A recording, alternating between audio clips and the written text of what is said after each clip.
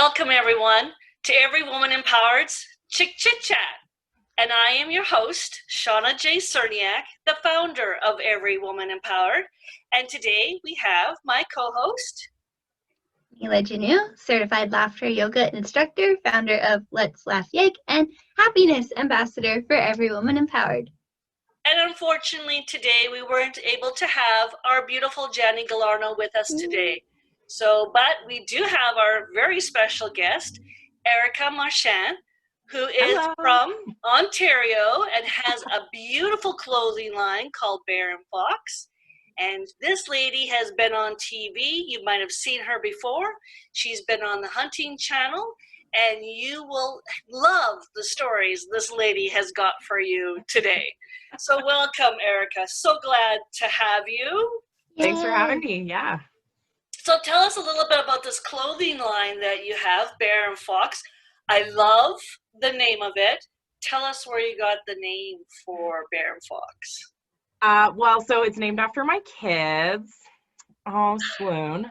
When I was pregnant with my daughter, we called her the Cub because we weren't sure if it was a boy or a girl. And then my son, his name is Freddie, so he just very naturally fell into fox shit when he was born. Which then also, like, the bear and the fox, like, kind of like pays homage to my Canadian, like, hunting, trapping heritage. The whole idea behind the brand is about shopping local, being proud of your small town, which I, again, kind of think that the bear and the fox, besides being my children, kind of plays into that mantra a little bit. Love it. Love it. Small town. So where are you originally from? I was born in Norfolk County, and then at like 2 weeks old moved to Timmins, Ontario for like 13 years, then lived in Goderich, Ontario for like another, 10, and now I'm in Embro, which anybody who knows Embro, Ontario, you literally blink and you miss it. Small town, big personality. So what made you decide to do a clothing line? Like, that's, especially being from a small town, how are you doing business with that? So I was doing custom shirts. So like a lot of like baby announcements, bachelorettes, that kind of stuff. And then after I had Freddie, it was just, I loved the design aspect. I loved actually creating those products, but it was just taking away so much time from my family that I thought, wouldn't it just be crazy if we had like the same shit that we printed on shirts and I didn't have to do that? And like, wouldn't it be crazier if I just paid someone to do that? Which, like, every other clothing brand out there is like, duh, no shit. It seems like such a great idea, but like the more I actually think about it, the more I'm like, yeah, like, what do you think Nike's doing out there? Like the same thing. Right. They're not in their basement or their house, printed off shirts. Right. So it just kind of snowballed from there. It has blown up bigger than I really thought it was going to. I've done over 40 grand in sales, and I'm only 9 months into it. So it's doing awesome. I think people are really getting behind the like small town, like shop local, especially in COVID. There's never been a bigger push to support local and to keep your money in your local economy. So I think, as terrible of timing as it was to start a clothing line, it actually maybe was beneficial to do that. Definitely. What got you into doing the shirts that you said, the baby announcements and everything? Like, what really just kicked off everything for you? My husband bought me a Cricut, which is like what every crafter mother wants. And so it just kind of started from there. I was just kind of dinking around on it. And then, you make a shirt for your buddy, and then your buddy tells a buddy. And so like that side hustle kind of snowballed too, like where to the point I was like, well, shit, like I guess I could kind of do this. So I did that for a year and a bit. And then I just kind of slowly phased out of that when Bear+Fox seemed to like start getting momentum. I was like, oh, well, maybe I don't need to do everything Yeah. while on mat leave when you're supposed to be like doing nothing. Quote unquote. Yeah, Right? I decided to do everything. exactly. Yeah. So that where's that just that drive to do all of that coming from? Like you said, you could be doing nothing, but I'm not very good at sitting still. I come by that honestly. My parents are both go-getters. Like my dad created a hunting show, right? Like he had that drive, he had that inspiration, and he just did it, which is like one of the things that I admire in him most, right? And my mom's the same. Like when we do something, we go like full bore, right? And it just seemed to kind of naturally take me that way. I don't know. I wish that I had like this really cool speech oh, that's prepared, but great. it just seemed like just so organic in how it happened. And I think that's maybe part of the success too, because it did kind of seem to just happen that way, which gave me the drive and motivation to actually like push it a little further. When you think about it, you're a wife, you're a mother to two beautiful children, you have this business, like you are kind of doing it all. And you know, that's the amazing thing I think about women, is that, you know, we're multitaskers. We can do it all. And we still will always give ourselves to our loved ones first, and we kind of put ourselves on the back burner. You know, you were talking about your dad having this hunting show, and how did that come into play with you and yourself and your family being on this hunting show?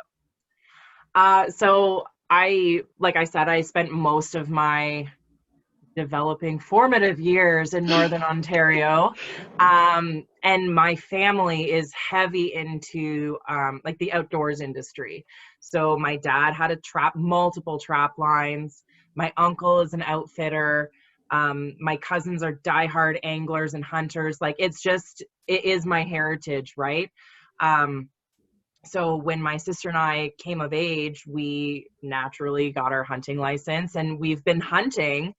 I'm not great at it. I would like to preface with that. I'm like the world's okayest hunter, but very passionate about it.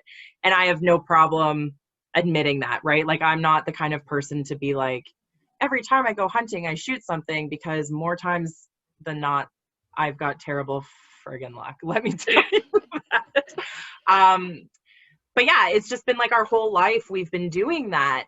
And I'm not going to say that whiskey wasn't involved, but we may or may not have been sitting around watching hunting shows, and it kind of came out. Like we just kind of started talking. I'm like, you know what? I think we could kind of do that. Like we're out there, we're doing it, and we're not shooting these record moose, record deer, like we're shooting it because we eat it. And a lot of the hunting shows aren't showing that. They're showing like the chase for the biggest buck, which is just a totally different kind of hunting than what we do.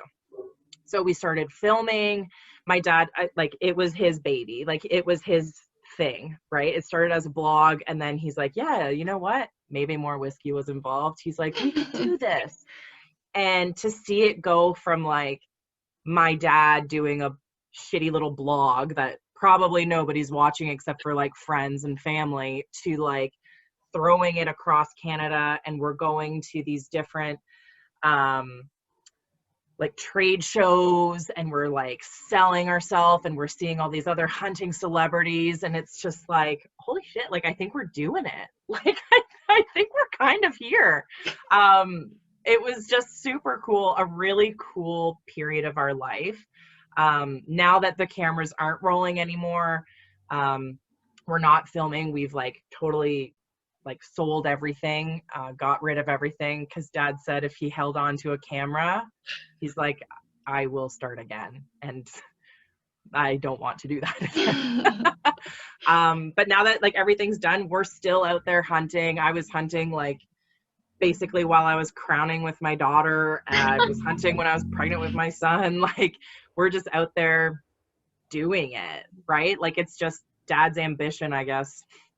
I think it's so empowering that, you know, there's a lot of women that's not sort of their thing, right? But in this COVID time, and if, you know, if the world economy collapses, like you guys are self-sustaining, like you'd be able to feed yourselves by going out and doing some well, hopefully you catch something, right? But right. Mom and dad are actually leaving on the annual moose hunt on Wednesday. So when this airs, my mom and dad won't even be able to see it for 3 weeks because they'll be in the middle of nowhere, no cell reception.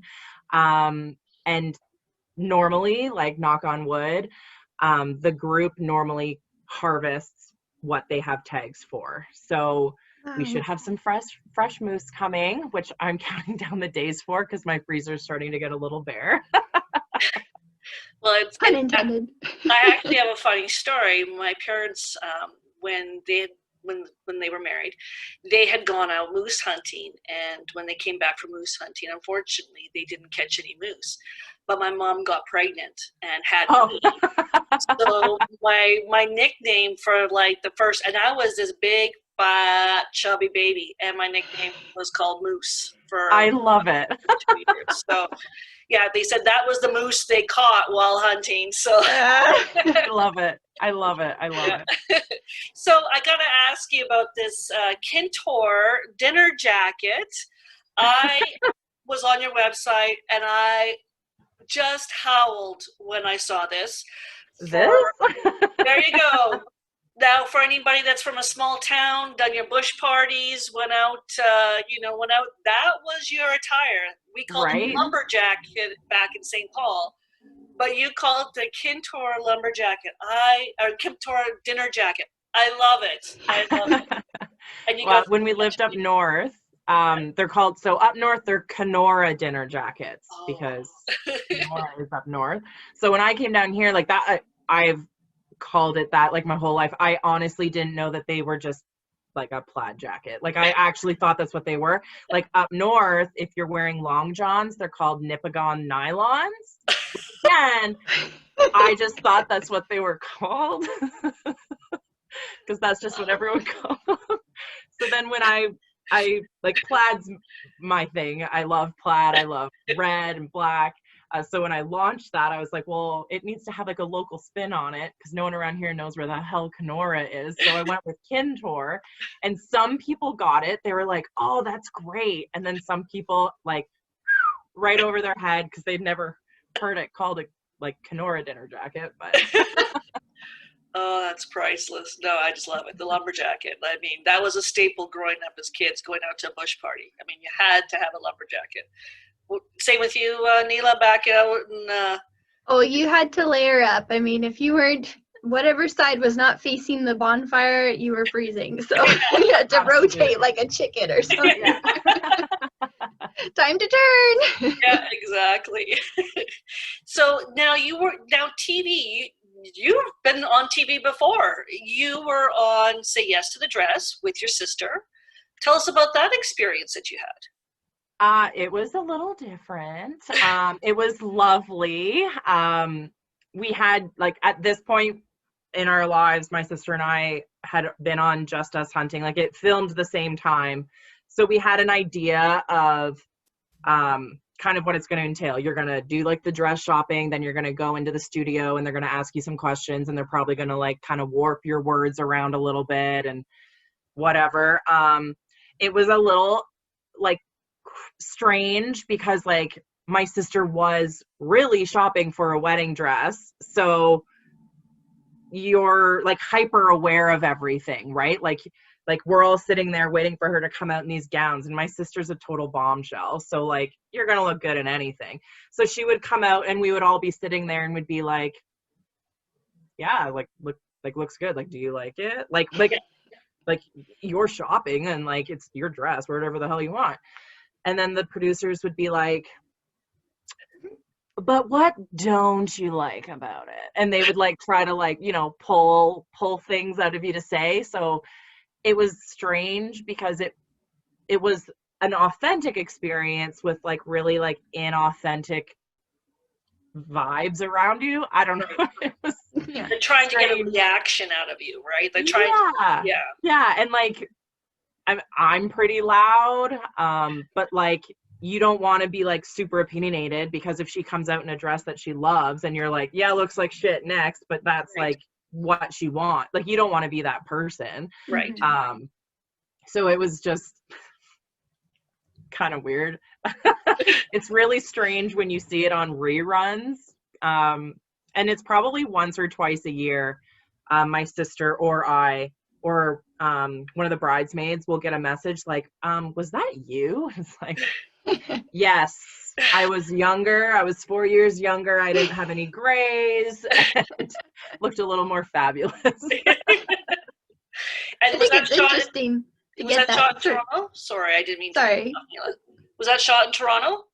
Yeah, I don't even remember what the wedding dress shop was. It was a gorgeous wedding shop, and like they had some beautiful dresses there, but yeah, so we all had to drive to Toronto, which is like 3 hours for my sister, an hour and a half for me, to film. And they do it all in like we were the morning, and then they had another bride coming in that afternoon. Like they were just like boom, boom, boom, hammering through. Yeah.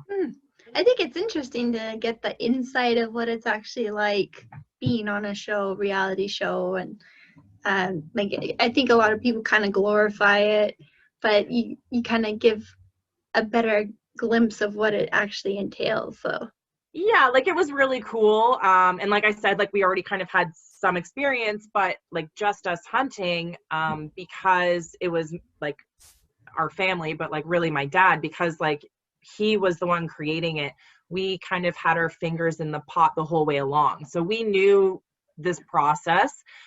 It was just weird being on the other side where like they're miking you up, which we understand what that's about, but then to just have like, it's just another level, right? Like these professionals, this dude's job is literally to mic people up. So he knows all these tips and tricks about something as, you know, trivial as a mic, but if you have like shit audio, then like the whole episode sucks, right? So like you'd be sitting and he'd come over and he'd like adjust where your mic is, and he'd like move your hair and be like, oh, I'm getting feedback here. Okay, we'll clip this here. And like, it was just a very strange but good experience, but not something I think I'm dying to do again. Right.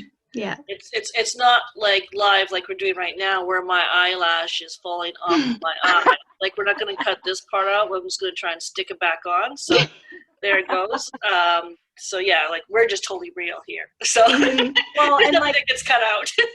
Well, but that's the other thing, right? So like with the hunting show, we're filming, and in like the final editing, you know, like we're French Canadian, so we swear a lot is our thing. Yeah. So when you're in the studio, you're really hyper aware, right? You're like, normally you'd be like, oh yeah, I didn't give a shit, but you're like, oh, I super didn't care that day, and you're just like, that's not authentic.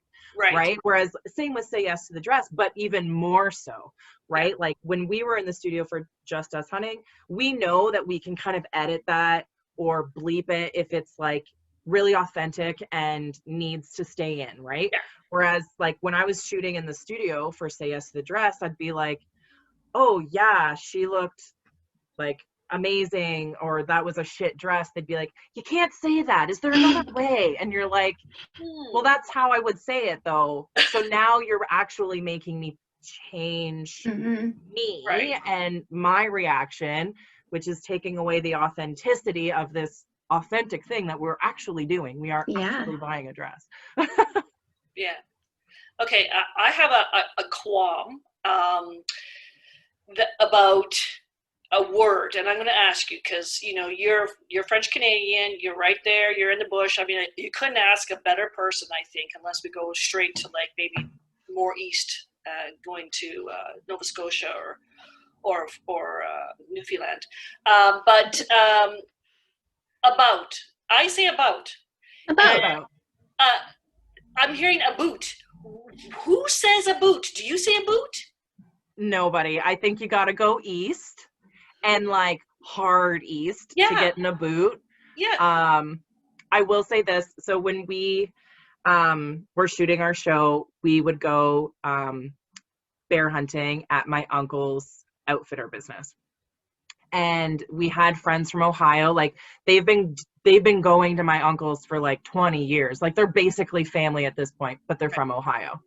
And they laugh because they literally swear. They're like, we don't swear as much as you guys, but then by the end of this week, we are punctuating with the F word. It is a verb, an adjective, an adverb, a noun. They're like, it literally like is French Canadian. And like you go up north and it is just like a comma in a sentence. That's like our north here in Alberta, same thing. Right? Like I honestly think it's just a Canadian thing like that. And it's so nonchalant. Like it does not faze me when I hear people drop the F-bomb. I drop it a lot. Like it's just, I don't know. It's just, I'm really passionate about this thing. I'm telling you, this coffee I'm very passionate about.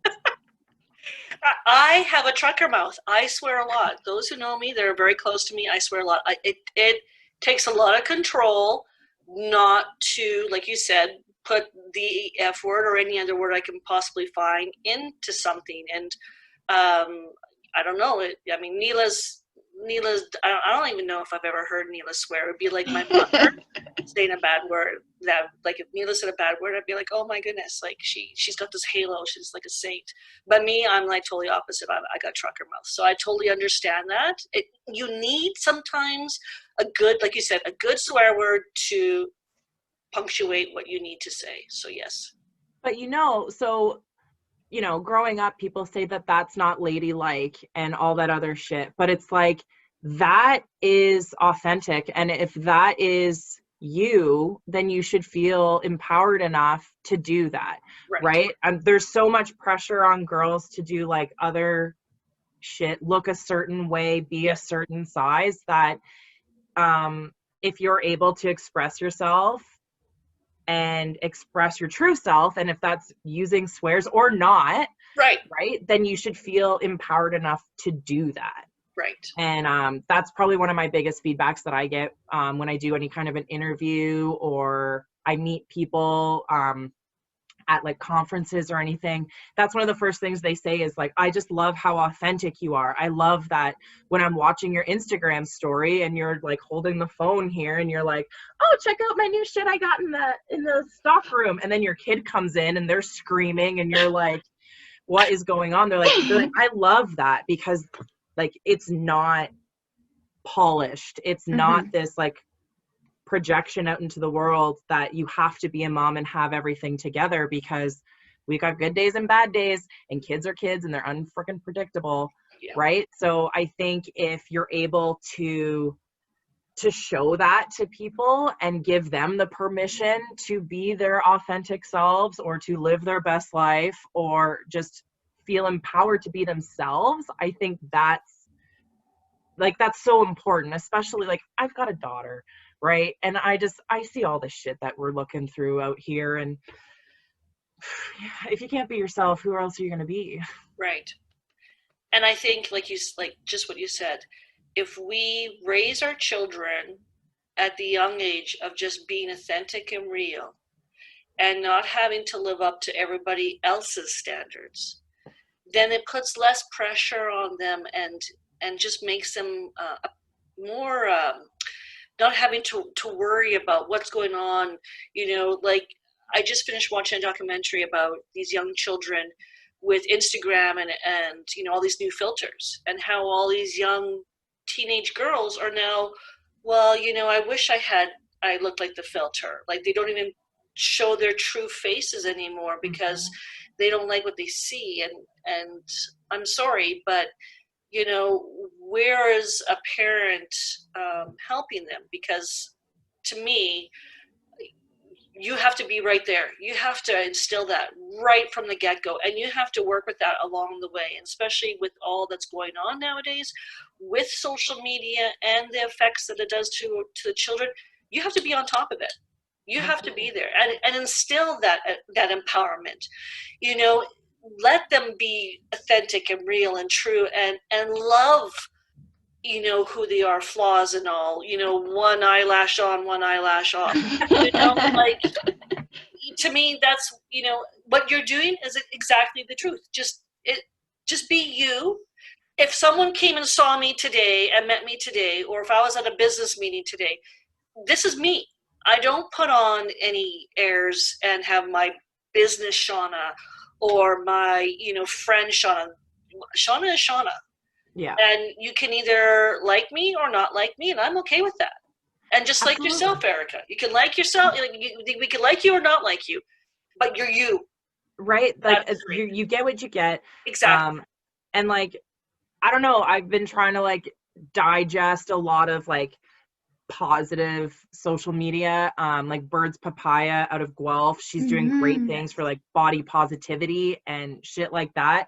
And it's like the whole like hunting thing, right? To me, I don't think that's outlandish or strange, because that's what I grew up with and that's what I enjoy. If I didn't like doing it, I wouldn't do it. Right? I wouldn't be out on the archery range friggin' sighting in my bow like every other day, because I am not as OCD about anything like my dad is. But like, you do all of these things that you enjoy. My daughter, if she was really into like ballet and tutus, rock on, kid.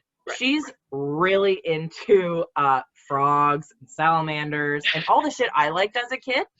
And I love that, because I'm like, yeah, I'm not pushing this on you, but if that's what you like, then let's do that. Let's focus on that. Right. And like today, she's riding her Buzz Lightyear bike with a tutu, her Frozen helmet, and her light up Batman shoes. Yeah. I'm like, this is fashion. And if that's what you're into, I'm here for it, man. Exactly. Right? And I find too, like with girls, so like with Lauren, like I said, I'm totally like, whatever you're into, dude, we'll do that. Freddie, I'm already like we just had his first birthday party yesterday, and so we got a bunch of like dump trucks and fire trucks and shit like that. And I'm like, yeah, man, if that's what you're into. But I think I'm having a harder time with, but what if he's into dolls? Right? Like, being a girl who's into dude stuff, I've just always been like, that's kind of cool. I'm starting to struggle a little bit with how much do I push these things that he was given for his birthday that I think a dude would like to play with, and he apparently seems to like them. But I'm like, what if he came to me tomorrow and was like, I want a Barbie, or I want whatever? Like, what is that world going to look like? We have so much content for women and girls on like, be you. And now that I have a son, I'm actually like, I need to start like ingesting more like body issues for boys. Right. And that acceptance, because I didn't have a brother growing up, so I didn't really have to deal with that side of acceptance and everything like that. So I'm just like, being a parent, like, what do we do? I was at a local mall here in Edmonton, and this is a couple years back. And there was a mother and grandmother with her son, and he had on a tiara and a wand. We had a Disney store in the mall, and as he was playing with his wand, and and it was a full-on like beautiful crown tiara, right? And he was playing in the mall, and he would have been about maybe, I'd say 10, 11.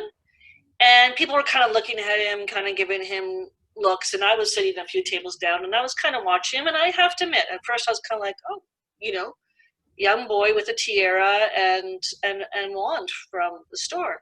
And as I was watching him, I could just see how happy he was. And I went up to him afterwards, and I went to him as I finished my meal. I said, I got to tell you, you have the most beautiful tiara and wand I have ever seen.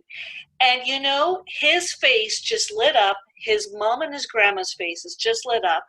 And I said, you rock that tiara. And he's like, thank you. And he was just so proud of it. And he's like, and he just waved his little wand at me. And I just thought, you know what? I could have made that experience a negative experience for the young child by saying something snarky, or looking at him weird.